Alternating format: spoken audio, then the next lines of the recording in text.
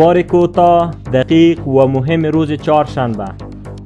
معاون اقتصادی ریاست الوزراء در نشست روابط تجارتی و اقتصادی افغانستان از سرمایه‌گذاران داخلی و خارجی خواست از فرصت‌های موجود در زمینه سرمایه‌گذاری در افغانستان استفاده کنند. ملا عبدالغنی برادر آخوند گفت امارت اسلامی برای سرمایه‌گذاران تسهیلات لازم را فراهم و از آنها حمایت می‌کنند.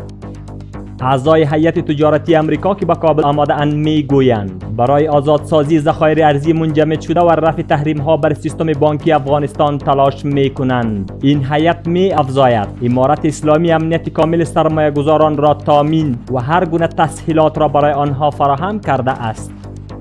ملا خیرالله خیرخواه سرپرست وزارت اطلاعات و فرهنگ در یک نشست مردمی تحت عنوان مردم آسوده و نظام مسئول در شهر فیض آباد گفت تلاش های مردم غیور بدخشان در شکست و پایان اشغال قابل قدر و فراموش ناشدنی است. قاری فصیح الدین فطرت لوی درستیز کشور در جلسه تحت عنوان ملت آسوده و نظام مسئول در شهر فیض آباد گفت امارت اسلامی تنها نظامی است که در آن قومیت وجود ندارد، تعصب زبانی و سمتی در آن وجود ندارد و تمام کشور تحت یک امر اداره می شود.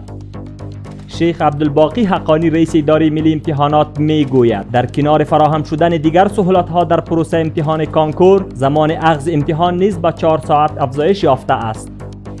وزارت امور داخله می گوید پلیس سرحدی و اینترپل در بندر تورخم ننگرهار 4 تن قاچاقبر را که می‌خواستند $70,000 آمریکایی را به پاکستان انتقال دهند گرفتار کردند.